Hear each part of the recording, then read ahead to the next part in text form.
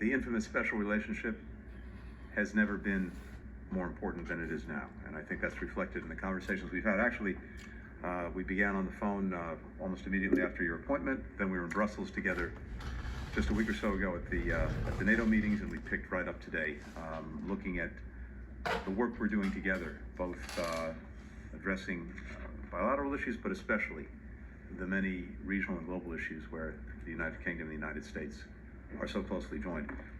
We spent some time talking, of course, about Ukraine. And I believe, David, your first trip abroad as Foreign Secretary was to Ukraine. Our countries are in lockstep when it comes to continuing to do everything possible to ensure that Putin's aggression remains a strategic defeat and failure for Russia, and determined to ensure that Ukraine continues to stand strongly on its own feet as a sovereign, independent country.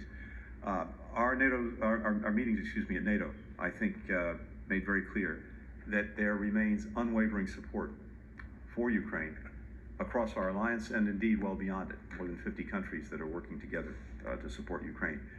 In those efforts, over the last almost 2 years now, the United States has provided something north of $70 billion to support Ukraine.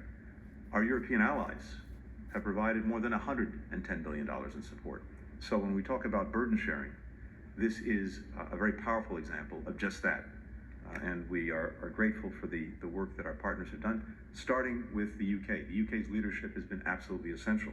The UK has committed the second most of any country after the United States in military assistance. And of course, as I said, across the board, if you look at what our European partners are doing, what other partners in other parts of the world are doing, because this is really a global coalition in support of Ukraine, as I said, other countries are doing extraordinary things. Military support, economic support, humanitarian support. As we accelerate our efforts to enable Ukraine to stand on its own, it's crucial that the United States and our partners continue to do our respective parts. And that's why the supplemental that's currently before Congress is so necessary and so urgent. And there's a very clear choice before us. Are we going to ensure that Putin's aggression against Ukraine remains a failure? Or will Putin prove that, as he believes, he can outlast us, he can divide us, he can not only continue to threaten Ukraine, but take that aggression elsewhere, including potentially to countries in NATO.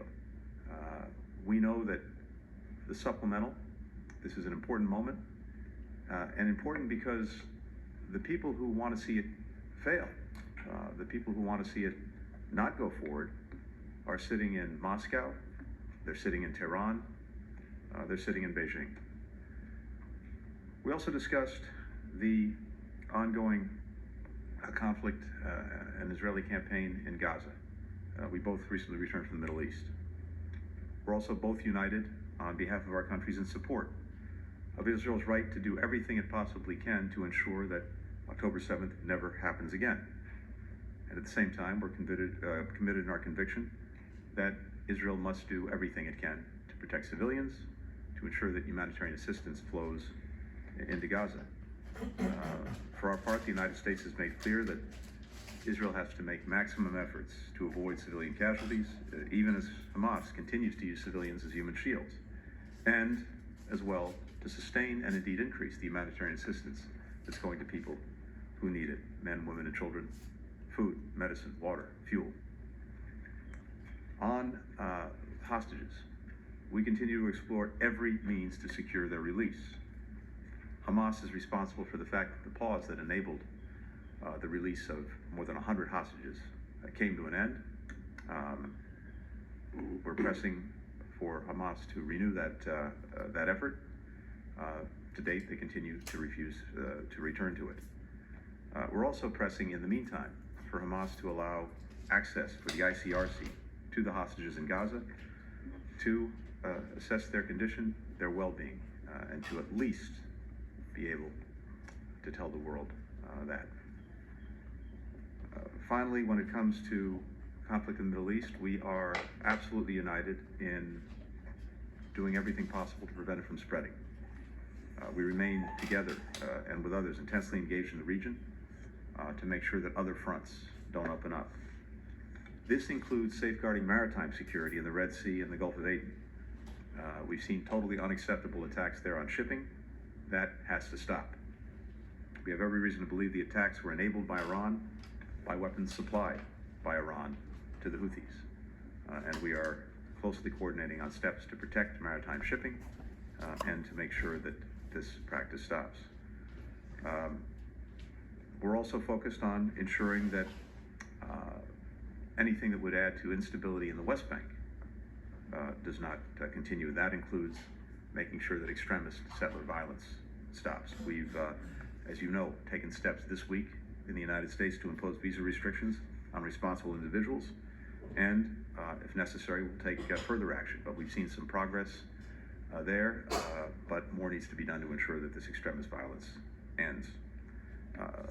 Finally, on Gaza, it's very important that even as we're focused on what's happening day in, day out, that we're also not only thinking about, but working on what comes next, and particularly building a foundation for a durable peace and durable security.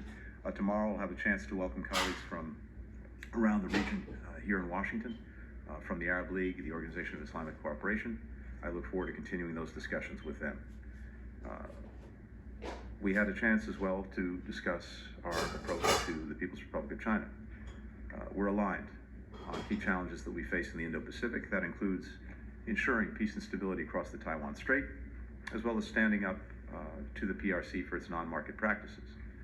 We're also engaging China where we can to try to see if we can find cooperation in solving some of the big challenges that we face, including, for example, risk and safety issues when it comes to artificial intelligence. The United States and the United Kingdom have been leading in the efforts to establish rules of the road.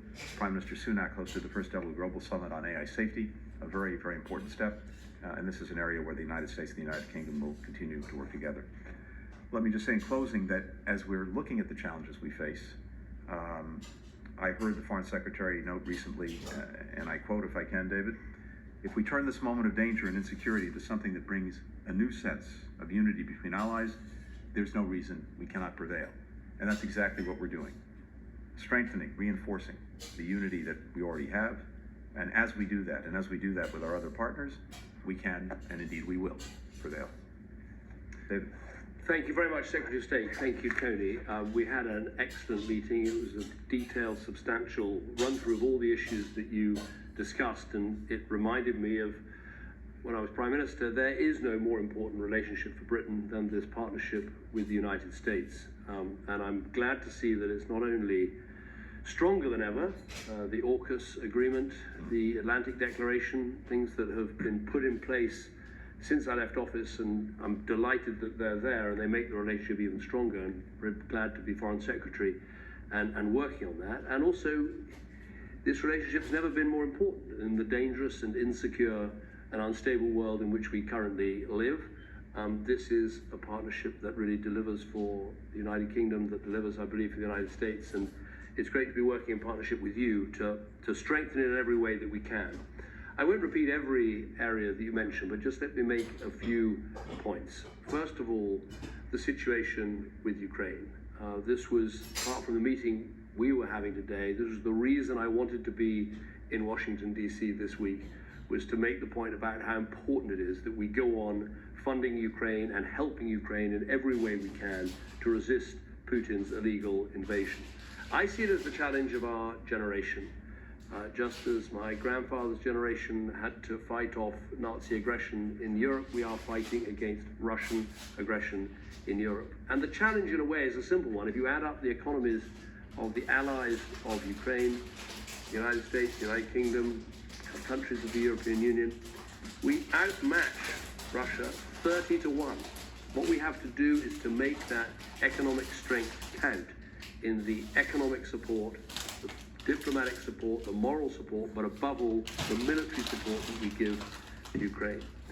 And one of the points I was making on Capitol Hill, this is not just an issue of European security, it's also an issue of United States security too. As you said, if we don't stop Putin in Ukraine, he will be back for more. We know that. And next time it could well be a NATO ally, in which case it wouldn't just be British and American funds and weapons, it would be British and American lives.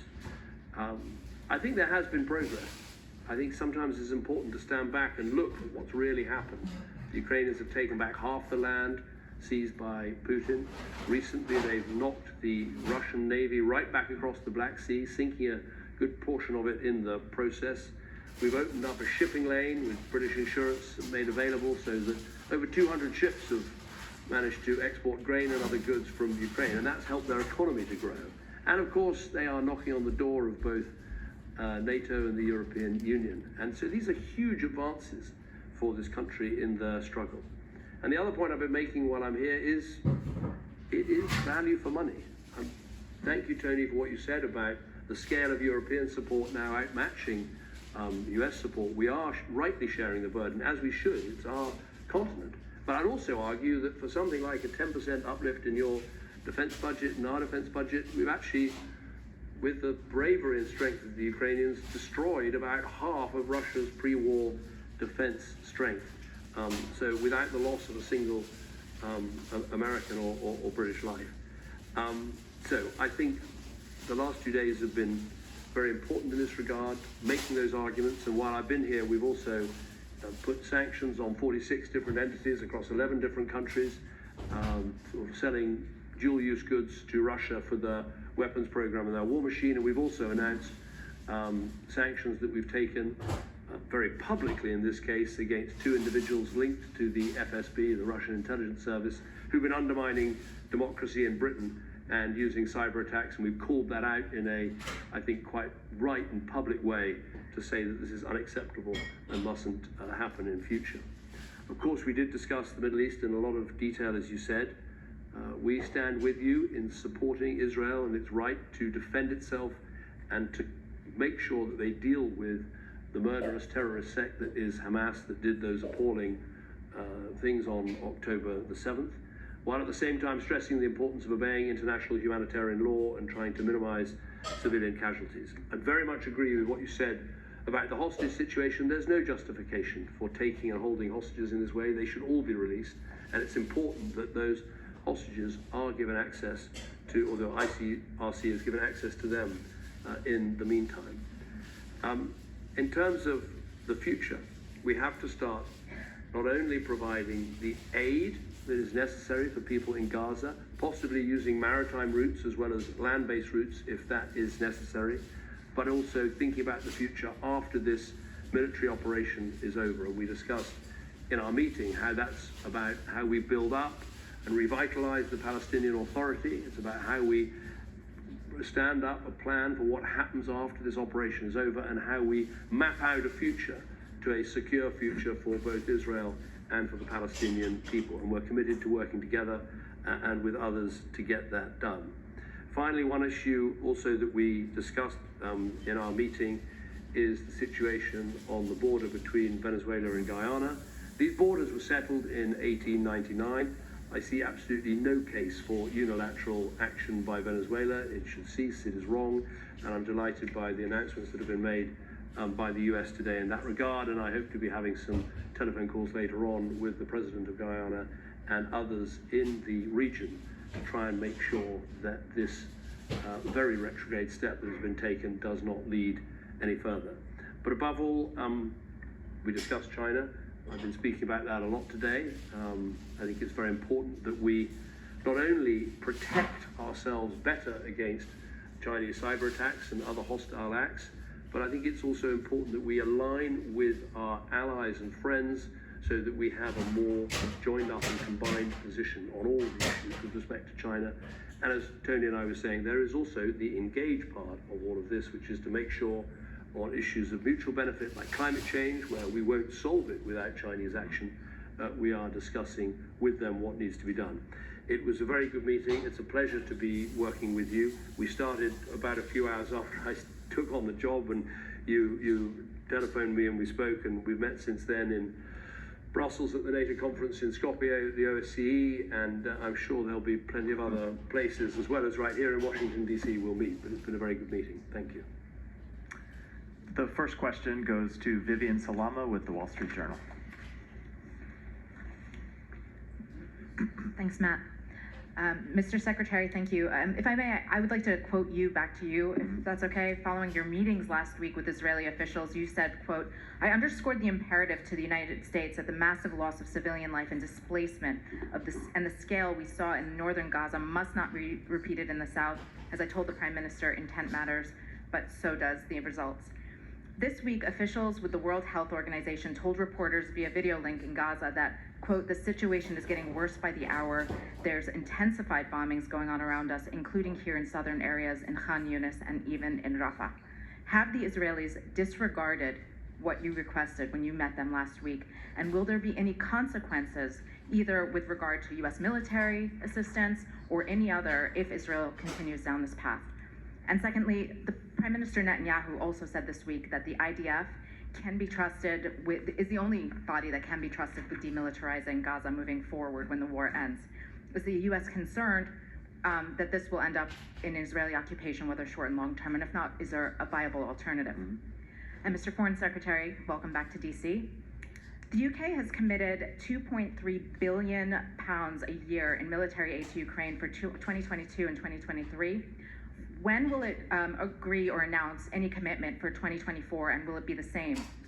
And if America does reduce its financing of Ukraine's military effort, should Europe step up to fill the shortfall? Do you think you will have agreement with other European countries to move forward on that? Thank you. Happy to start. Vivian, thank you for the questions. So, first, let me put this in context. When it comes to what we've been looking for as Israel conducts this campaign against Hamas to try to ensure that what happened on October 7th never happens again, something that we fully support. But as I've said repeatedly, how Israel conducts the campaign matters, and matters a great deal, particularly when it comes to doing everything possible to minimize harm to civilians, as well as to maximize the assistance that's getting into people who need it so desperately. I've been to the region, as you know, I think 3 times since October 7th, and actually 4 times to Israel during those trips. During the first trip, we made the case for the imperative of getting humanitarian assistance to move into Gaza. After we left, that assistance started to flow, with the trucks beginning to move into Gaza with the desperately needed assistance for Palestinian people. The second, next trip we took, we focused in on how humanitarian pauses could be beneficial in getting hostages out, getting more assistance in, and allowing people to move about in a way that got them out of harm's way. Well, shortly after we left, that's also what happened. And we saw Israel first establish these corridors in the north, as well as daily pauses to enable people to move from north to south, to do so safely, to get out of harm's way.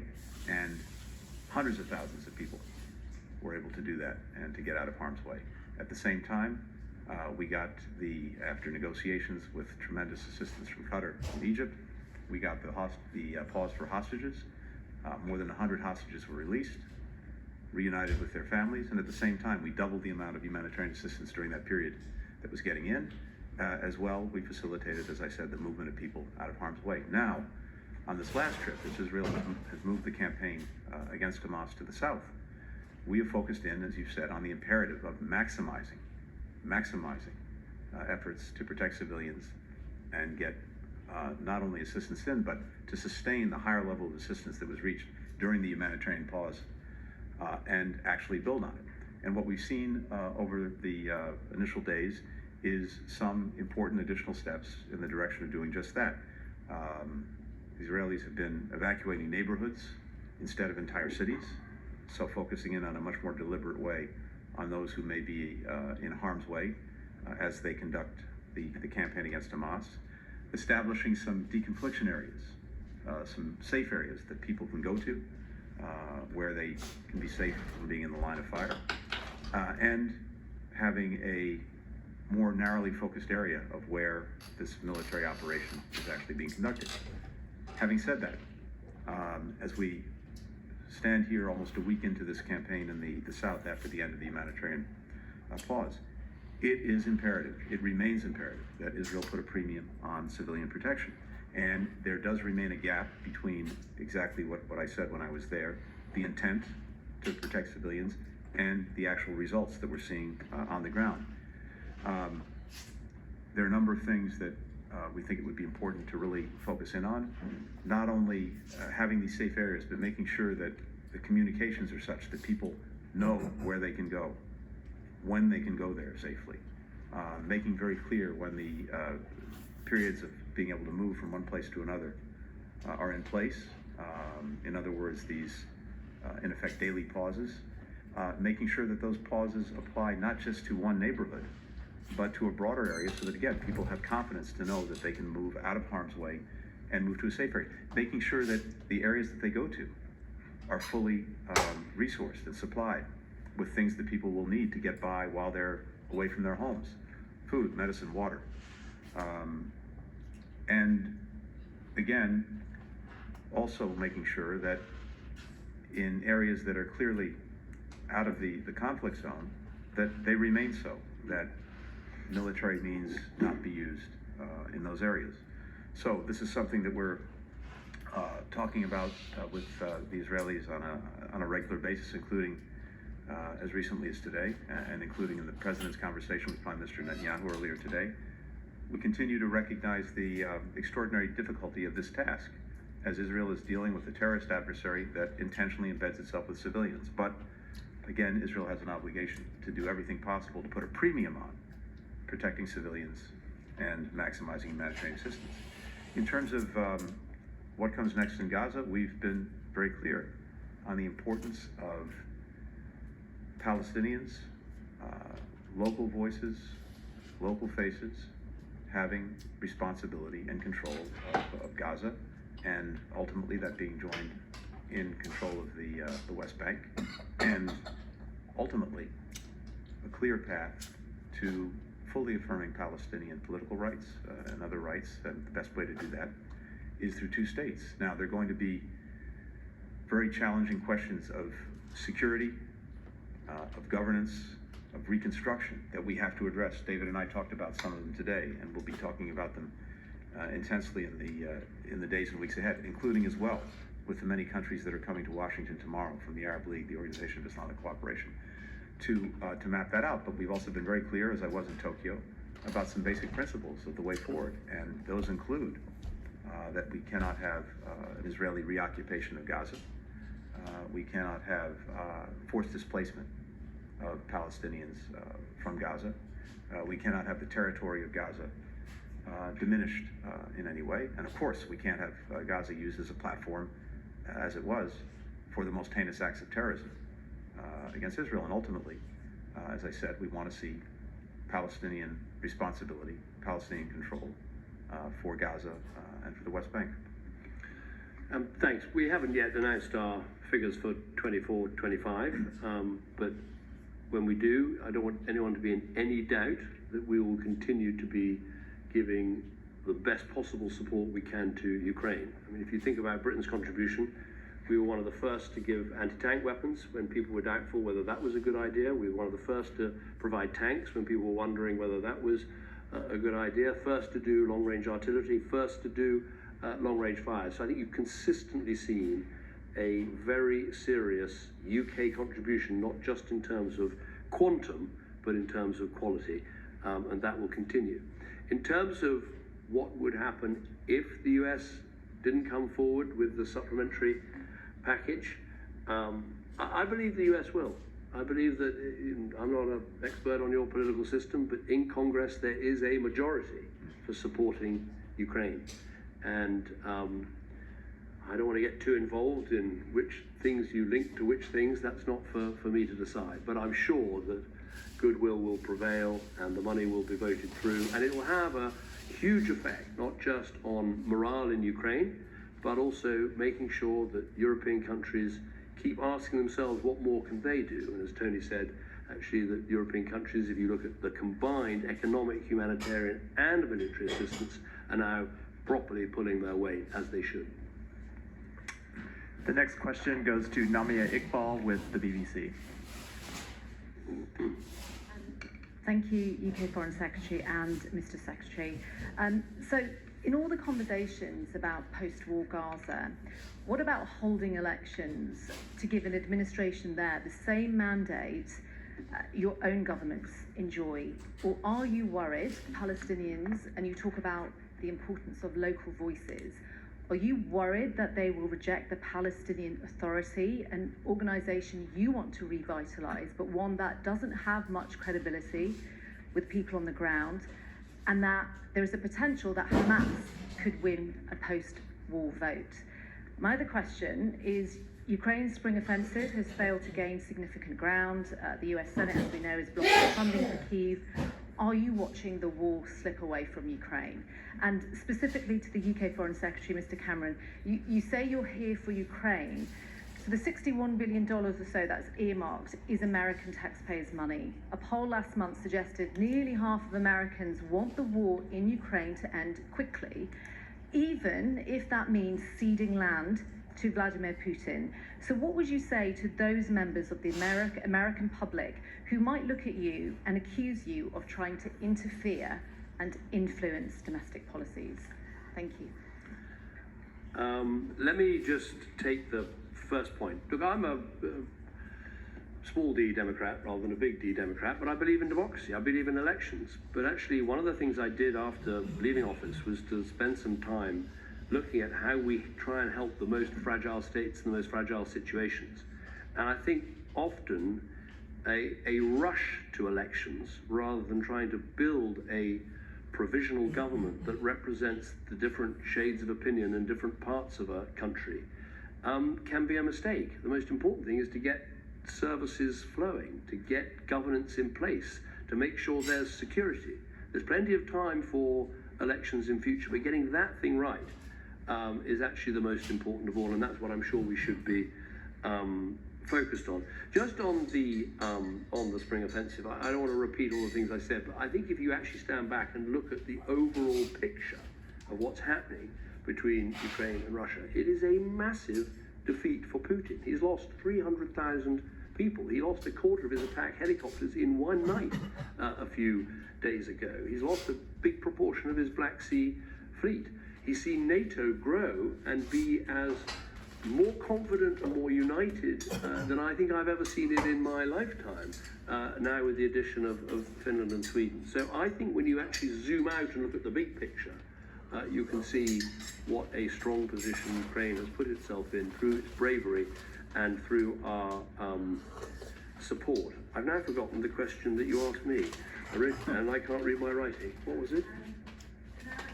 Oh yes, yeah. Am I interfering with America? I hope I've been very careful to say, I'm not telling you how to do this vote and how to run your life or anything else. I've literally just come as a friend of America, as a friend of Ukraine, and made some arguments that I think are very relevant about why this is absolutely the right thing to do. In the 1930s, we didn't act fast enough to deal with the evil dictator who was invading European countries and redrawing borders by force, and we know how that ended. And I think strength through deterrence and helping your allies and stopping this appalling invasion is absolutely essential. So I've been making those arguments, but I hope, have made some value for money arguments. As I said, for a 10% uplift in the US defense budget is actually, with Ukrainian bravery, destroyed almost half of Russia's pre-war military capacity without the loss of a single American life. Now, of course, there are all sorts of issues we all have to deal with in our own countries, at the same time as making the arguments for international engagement and for working together overseas. But I don't think I can remember a time when the need for international solidarity and action to tackle these threats has been more important for our own domestic security. I simply don't think there is, in any of our countries, a sort of put up the drawbridge and think you can insulate yourself from these problems. You can't. Our people, whether you're American or British, they live all over the world. Our businesses trade all over the world. We need international stability and security and open sea lanes and all those other things. And I think that argument is one worth making, and that's what I've been making here this week. It's not interfering. It's making an argument and hoping that people will engage with you, listen, and hopefully vote through that money. What David said. And let me just say how he is more than welcome in this moment, because sometimes some of my colleagues across government, including in the Congress, hearing something from our closest ally and partner, that has an even greater resonance than hearing it from me or other people in the administration. So we really welcome it. It's so important that they hear the perspective that David brings to bear on this, that the UK brings to bear, and I think it has a very positive effect in getting the focus where it needs to be, both on the success that we've had together to date in our support for Ukraine, but also the imperatives of continuing that support. It's not the only way this slips away is if the support goes away, and I'm convinced that, as you've heard David say so eloquently, there's been extraordinary success by Ukraine, extraordinary strategic failure by Russia. It's in our interest to make sure that both endure with regard to Ukraine, and the best way to do that is to sustain our support. One other footnote on this, and this is more for the American audience. If you look at the investments that we've made in Ukraine's defense to deal with this aggression, 90% of the security assistance we provided has actually been spent here in the United States with our manufacturers, with our production, and that's produced more American jobs, more growth in our own economy. So this has also been a win-win that we need to continue. For the next question, Simon Lewis from Reuters.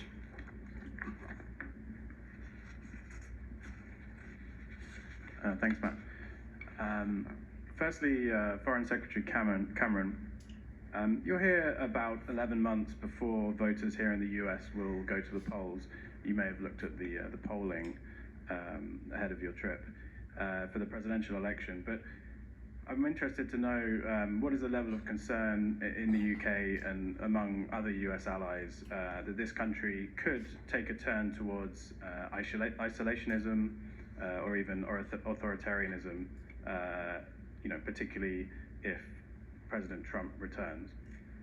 And additionally, the UK's Telegraph has reported this month that your Defence Minister, Grant Shapps, wants to drop plans to hand back the Chagos Islands to Mauritius. Is that something you guys have discussed today?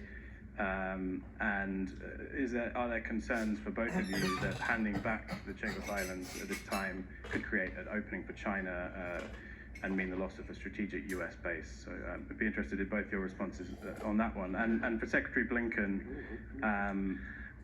today Reuters and AFP, Agence France Presse, published detailed reports that made clear that our journalists were hit by Israeli tank fire with 2 strikes that killed my Reuters colleague Issam Abdallah and injured 6 other reporters, including an AFP photographer, Christina Assi, who was severely wounded on October 13th.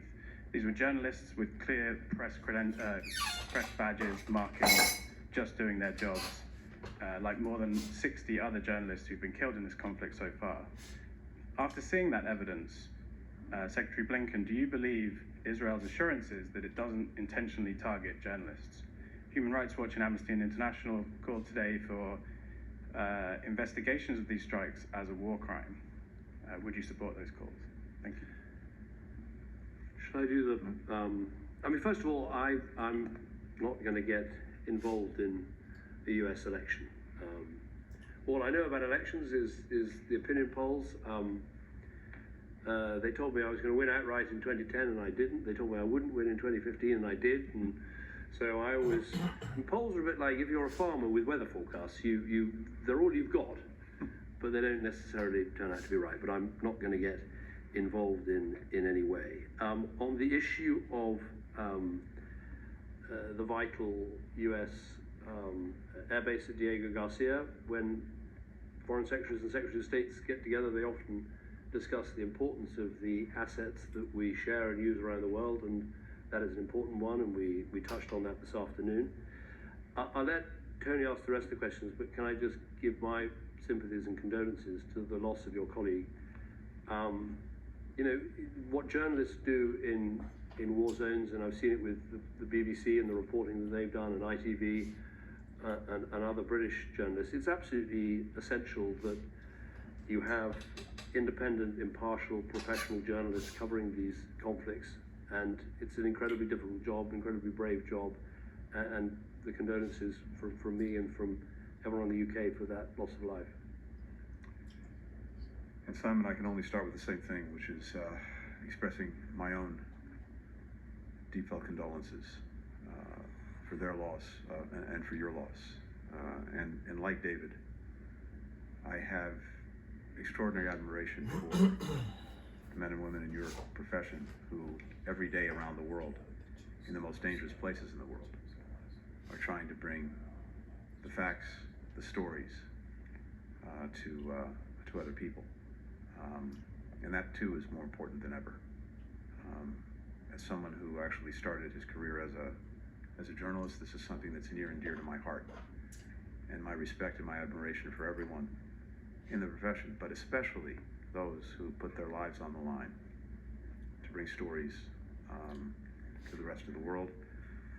That really knows no bounds, so I'm deeply sorry for this loss. And it is important and appropriate that it be fully and thoroughly investigated. My understanding is that Israel has initiated such an investigation, and it will be important to see that investigation come to a conclusion and to see the results of the investigation. On Diego Garcia, I can just say, as David said, look, this is a joint US-UK military facility that plays a vital role in the Indo-Pacific region. For us, it plays a vital role in global security. It enables our own support for regional stability, gives us an ability to respond rapidly to crises, and also to counter some of the most challenging threats that we face. We, as you know, recognize UK sovereignty over British Indian Ocean territory, but this is a bilateral matter for the UK and Mauritius to work out, and we support their engagement to resolve the differences. And the final question goes to Dan Rivers with ITV.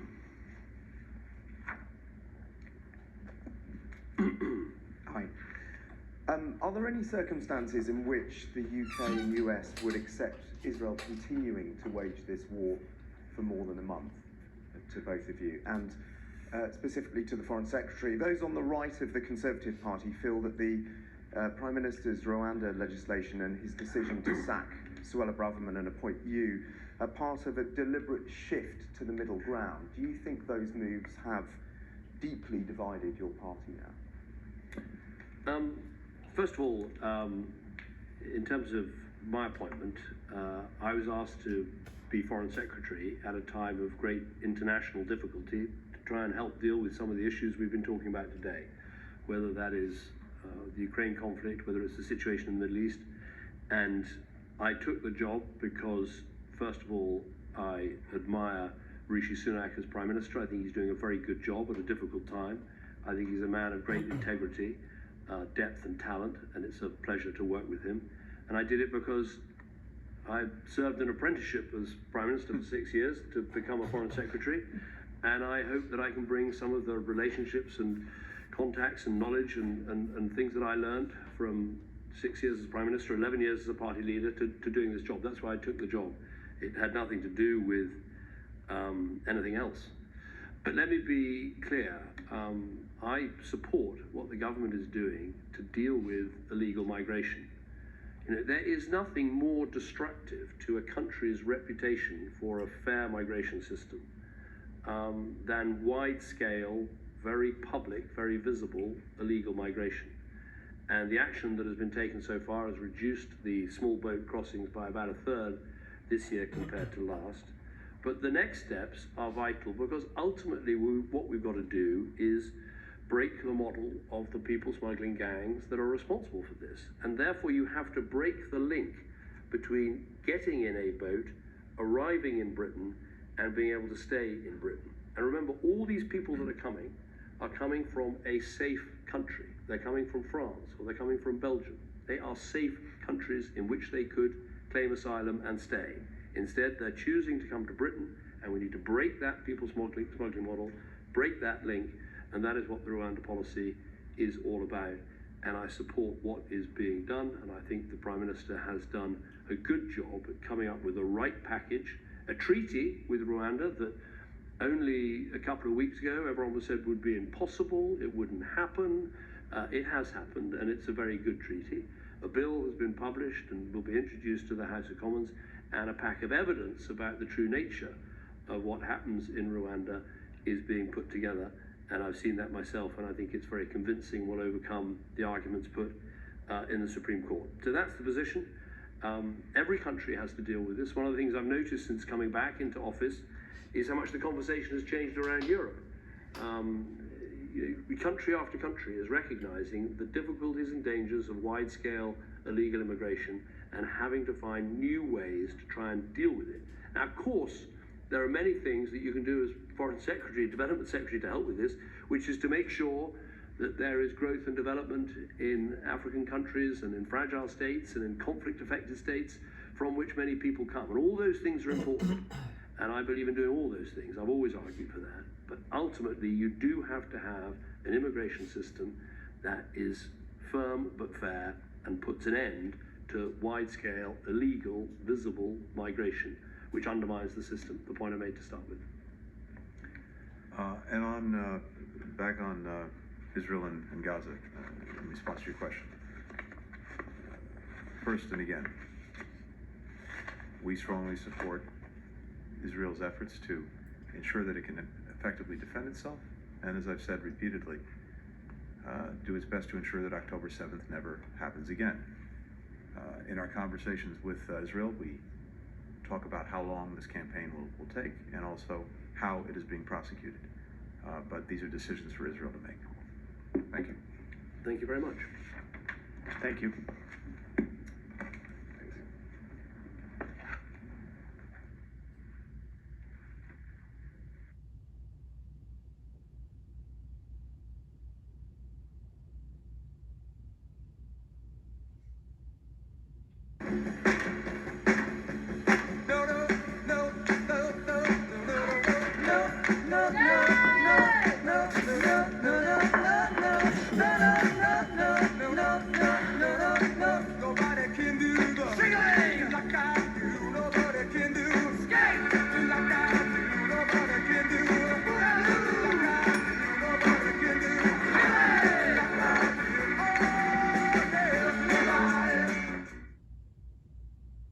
Welcome to the Huberman Lab podcast, where we discuss science and science-based tools for everyday life. I'm Andrew Huberman, and I'm a professor of neurobiology and ophthalmology at Stanford School of Medicine. Today we are discussing hair. Hair is a topic that occupies the minds of many people.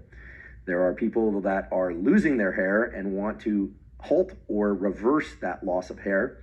And today we will talk about all the ways that science has taught us we can slow or even reverse hair loss. I confess that researching today's topic was a particular joy for me, not because I'm obsessed with hair, mine or the hair of others, but because hair turns out to be fascinating from the perspective of cellular biology and stem cells, which is a topic that I've long been interested in and that for much of my career I've focused on in the context of development. So when your brain and your nervous system develop, it develops from a small batch of cells that turns into many, many trillions of cells, and it does that by cell replication, something that we call the cell cycle, and we'll talk a little bit about this and so-called mitosis today. I promise not to get into too much detail, but what makes hair so very interesting from a biological standpoint is that every hair, every single individual strand of hair has its own little stem cell niche, meaning its own little